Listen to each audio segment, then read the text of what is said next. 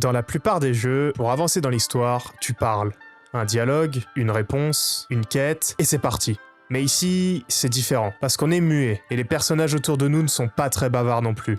Alors, si tu veux comprendre ce qu'il se passe dans cette maison étrange, tu dois faire quelque chose d'un peu inhabituel. Leur tendre des cartes, pas n'importe lesquelles, des symboles d'objets ou de personnages que tu récupères en observant l'endroit et que tu montres aux habitants pour te permettre d'avancer dans l'intrigue. Bon, là c'est pas un bon exemple. Et pourtant, c'est comme ça que tout fonctionne ici.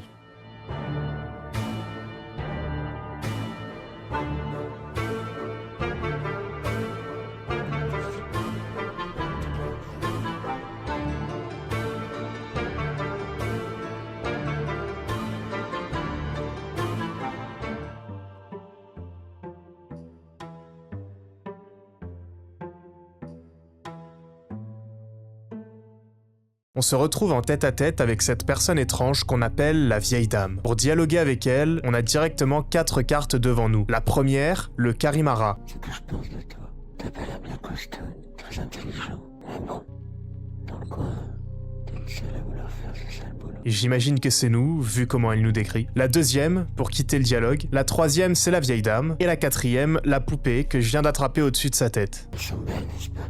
Elles sont douces, elles sont bonnes. Quand elle te tombe sur la tête, elle ne te fracasse pas le crâne. Ce dialogue n'est pas anodin. Le problème, c'est que j'ai pas encore assez d'éléments pour comprendre. Mais alors, qu'est-ce qu'on fait là? Eh bah, c'est elle qui nous le dit.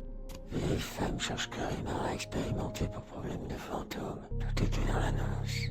T'as rien à savoir de plus sur moi. D'être curieux. Il y a vraiment un malaise qui s'installe et de mon côté, j'ai fait mes recherches. Le jeu s'inspire du folklore normand et Karimara signifie « sorte de petit sorcier exorciste chargé par une vieille dame de chasser le fantôme ayant pris demeure au fond de sa cave ». Ok, donc pour faire simple, il y a un fantôme dans la cave et on a été sollicité pour résoudre le problème de cette dame.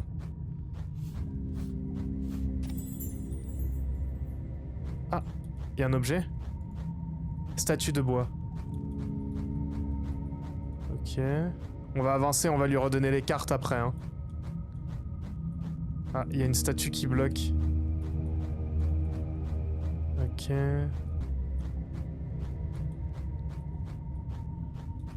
Je me suis perdu là.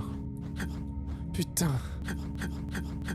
Tellement fils de pute, c'est mon reflet. J'avoue qu'il en faut peu des fois pour se faire peur. Mais au moins, on arrive au bout de cette cave avec visiblement ce pourquoi on est venu. Ce fantôme, un feurol, ne sait pas pourquoi il est là. Et c'est lui que nous devons exorciser. Pour ça, il faudra répondre à 3 questions clés. Qui est ce fantôme? Qui l'a tué? Et par quoi il a été tué? Pour le moment, je n'en ai aucune idée, donc je teste au hasard. Qui m'a tué? Qu'est-ce qui m'a tué? J'ai cliqué sur statue de bois? Tu te moques de moi? Hors de ma vue. Et visiblement, je me fais assommer. Mais la vieille dame est venue nous récupérer. Voilà ce qu'est notre but dans Karimara. Alors, il va falloir explorer davantage le coin. Pour commencer, juste avant de descendre à la cave, j'avais aperçu un coffre sur la droite, mais impossible de l'ouvrir. Du coup, je demande à la vieille dame si elle a des infos dessus. Lavande. Pour fourrer des poupées. Rien qui puisse t'intéresser. Et elle me sort tranquillement qu'elle y range sa lavande. Je vais être honnête, j'y ai pas cru une seule seconde. Mais la cave m'intéressait 1000 fois plus, alors j'ai laissé couler pour le moment. Et là, juste après mon altercation avec le feurol, je décide d'aller dormir. Je vais dormir pour voir ce que ça fait. Ok, elle est plus là. Oh, il y a une clé là, non? Oh oui. Oh, je suis trop chaud. Je suis trop chaud, j'ai trouvé la clé sans faire exprès. En sautant. Vous pouvez pas vous rendre compte à quel point c'est exceptionnel, parce que normalement, je devais la trouver beaucoup plus tard. Et moi, j'ai juste testé un clic droit pour voir si ça faisait quelque chose. Bah ouais, clic droit, ça fait pas sauter normalement. Bref, j'étais refait, et juste avant d'aller ouvrir le coffre, je jette un œil dehors. Et sur la porte, une chouette. Donc pour résumer, elle est tarée. Elle est vulgaire. Et elle fait flipper.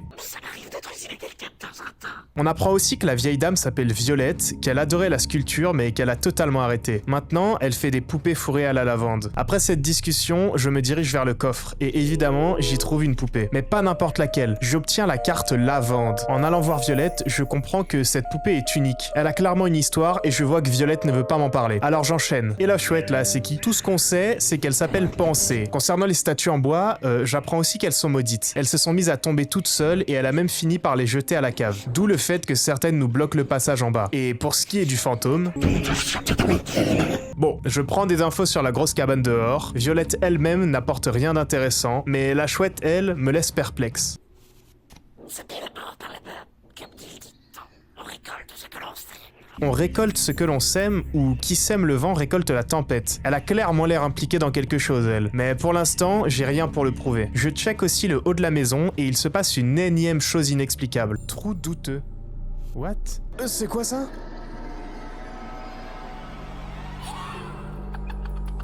Mais c'est une dinguerie, je me réveille là. Alors je fais ce qu'il y a de plus logique depuis le début, je demande à Violette. Apparemment, c'est un trou de Loire. J'ai beau tenter différentes cartes, pour le moment, cette bestiole ne veut pas pointer le bout de son nez. J'ai récolté énormément d'informations. J'espère que vous suivez toujours, parce que maintenant, c'est le moment de redescendre à la cave pour retenter notre chance. Je suis sûr à 100% que c'est Lavande. Maintenant, le plus dur est de savoir qui l'a tuée et comment elle est morte. Qui étais-je? Lavande. Qui m'a tué? C'est pas le trou douteux. Je pense que c'est peut-être la chouette, hein. Qui m'a tué? On tente la statue de bois ou pas? Parce que tout à l'heure on est mort par la statue de bois quand même. Hein. La chouette, elle nous a dit qu'elle préférait Lavande à Violette. Donc c'est pas la chouette. Je pense pas que ce soit la vieille dame parce que quand je lui ai montré Lavande, elle a rien dit et elle a fait des yeux comme si elle allait pleurer. Bah moi non. Les poupées, on n'a pas dit que c'était hanté. À mon avis, ça peut être que les statues de bois. Allez, on tente. Qu'est-ce qui m'a tué? C'est pas les statues de bois? Non, elle a dit que c'était inoffensif le trou douteux. C'est la cabane peut-être. Ça pue le mort là-bas, on a dit. Allez, cabane. Putain, j'ai perdu. Tu n'as pas l'air très sûr de toi et tu es certain d'avoir toutes les informations nécessaires. Reviens quand tu auras une vraie théorie. J'ai pas encore la vraie théorie! En pensant que les statues de bois étaient maudites, je me suis dit que je pouvais répondre statue de bois aux deux, en disant ce sont les statues de bois qui l'ont tuée, et comme elles sont tombées dessus, c'est comme ça qu'elle est morte. Mais on ne peut répondre qu'une carte. Donc, retour à l'enquête. Je continue donc d'inspecter le moindre recoin. Et en parlant à la chouette du trou douteux, malheureusement, aucune info. Par contre, je découvre une nouvelle carte. Et là, je tiens quelque chose. Ne mange pas ça. Tu le sentir passer, ça a des poils piquants. Les morts aura fait par contre. Et pour vraiment la faire du croissant. Ah! Faut que j'aille donner au trou douteux. Du coup, je me précipite sur le trou douteux. En discutant avec lui, il est pas commode non plus. Comme le reste de cette maison, donc rien d'étonnant. Tu aimes? Ne m'attaque pas.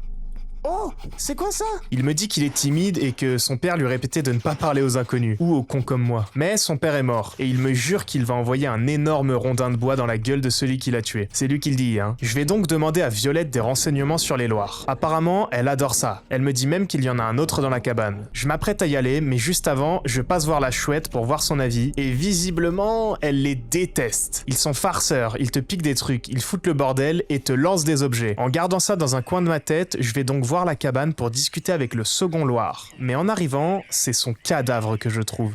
Waouh, ça a l'air de puer là. Loir mort. Merde. Il y a un Loir mort. C'est un Loir mort. Oh, il y a un râteau. Outil de jardin.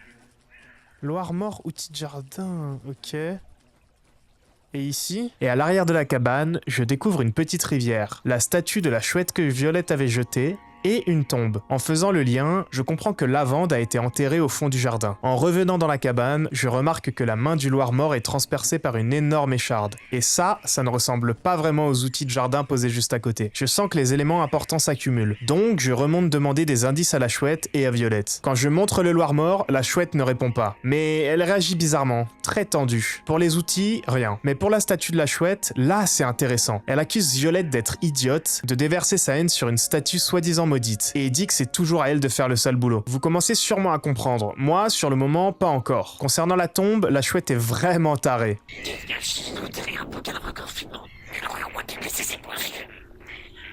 Donc je vais demander à Violette. Pour le Loir mort, elle est triste. Pour le jardin, elle n'aime plus jardiner sans Lavande. Pour la statue, elle pète un câble. Et en lui montrant la tombe, je capte que c'est à ce moment-là que j'étais censé trouver la clé du coffre. Bon, l'avoir trouvé plus tôt m'a pas du tout aidé. Allez, je vais retenter ma chance. Qui étais-je? Tu étais Lavande. Qui m'a tué? Je sais pas pourquoi, mais du coup elle m'a fait peur dans son truc. Qu'est-ce qui m'a tué? Je dirais que c'est les outils de jardin parce qu'elle déteste jardiner. Du coup elle a dit. Putain, j'ai perdu encore. J'ai pas assez d'indices. J'ai été influencé par Violette qui m'a suivi au fond de la cave. Ça m'a fait flipper, mais je commence quand même à croire que j'ai un cerveau de brain rot, putain. J'essaie de retourner dans la cabane pour comprendre. Je me dis qu'il y a forcément eu une altercation entre Lavande et le Loir mort. Mais encore une fois, ce n'est pas le cas. Et voilà, et putain... Et là, je comprends en discutant avec la chouette.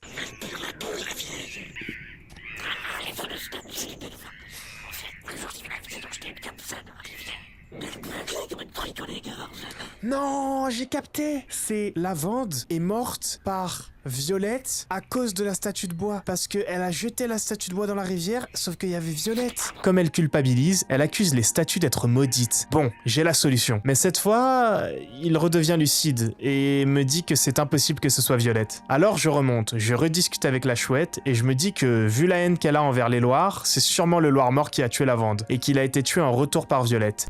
On a le Loir qui jette la statue sur Lavande et Violette qui crie et qui tue le Loir. C'est pour ça qu'on voit que le Loir, il a la main plantée dans le mur. Qui étais-je? Lavande. Qui m'a tué? C'est le Loir.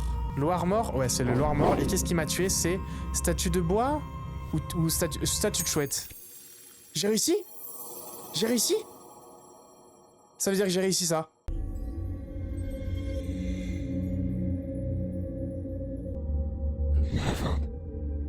Lavande, c'est bientôt.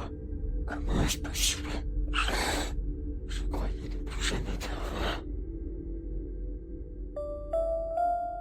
Je n'ai pas réussi à entretenir le jardin. Il est dans un piteux état surtout. Et aussi, tout le village pense que je t'ai tué.